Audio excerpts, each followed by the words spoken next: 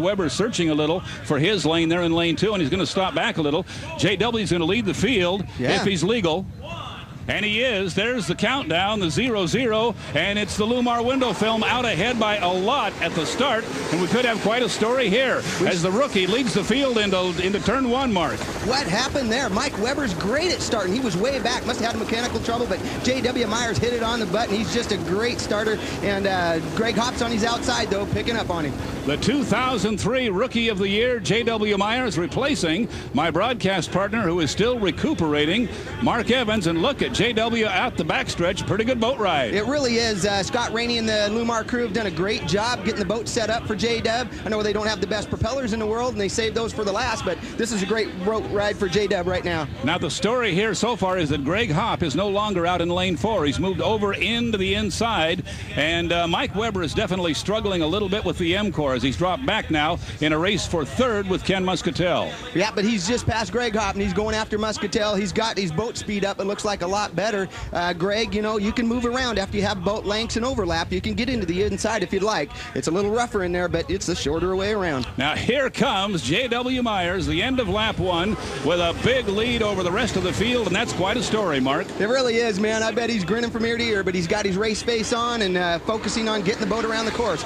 Greg Hopp's running fairly decent right behind him, and here comes the Ken Muscatel in his boat, and Mike Weber is right beside him. Those two are side by side, and definitely not the way the U-10 M-Core York heating and air conditioning boat normally performs. So something wrong perhaps in the engine room there. They will just try to finish and score the points. J.W. Myers out ahead and cruising a big lead over second place. Greg Hopp in the red, white, and blue Marianne travel boat. And J.W. just needs to keep it on the water, Mark, and he's going to win his first heat of competition here in 2004. This will be great for him, you know, to get out here the first time out and get a win, but he's listening to all them gremlins, you know, when you're driving along, you're out front like that. You always hear things that you think maybe is going to break down, but the boat's a great haul, and he should do good. Coming down now to finish lap 2, and he'll be halfway home.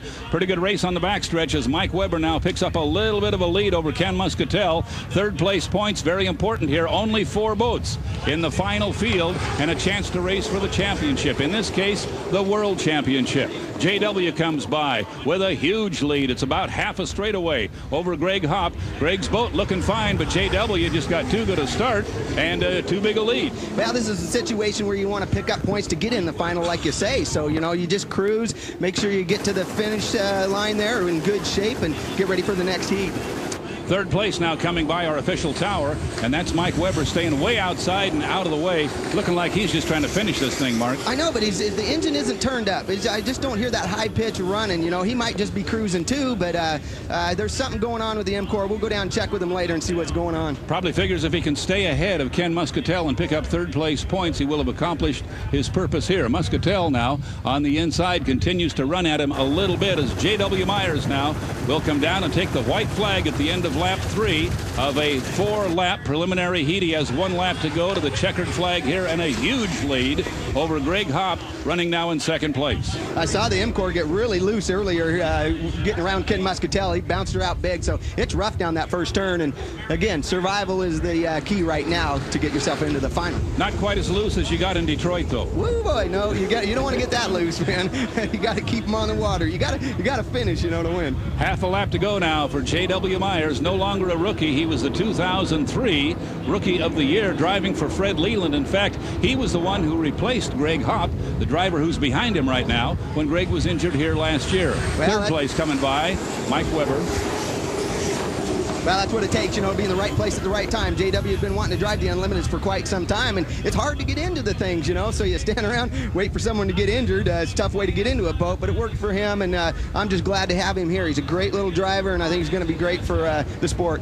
One of the world's top outboard racers told me in the Tri-Cities last year he's done most of his racing at about 65 miles an hour. Yeah, but it feels like 165 in those little boats, and it's a great experience. Look at him fly it now as he comes down to take the checkered flag. Woohoo! JW way out of the water, but he kept it right side up coming down the front straightaway. So, Mark, you'll get a chance to talk to your replacement down there in the Lumar pit. Okay, we'll give him an interview and see what he says. Here comes Greg Hopp now to pick up second place points. That's a good first outing of the day for the red, white, and blue Marianne Travel. Still some racing going on way up in turn 2, and Mike Weber bouncing badly and out of shape. Ken Muscatel may have been able to get inside him, and now we're going to have a pretty good race for third and fourth. As these two come under the bridge side by side, our angle looks like they are very, very equal at this point. Muscatel may have a bit of a lead. The bobble by Weber in the turn may have cost him third place here. It's foot to the floor for both of them, and it's Muscatel by half a boat length. What a race for third and fourth, as Mike Weber appeared to have it sewed up, but he let it get away. Ken Muscatel on the inside, we believe, came on to take third place in that heat. Fourth going finally to Mike Weber in an ailing Miss MCOR.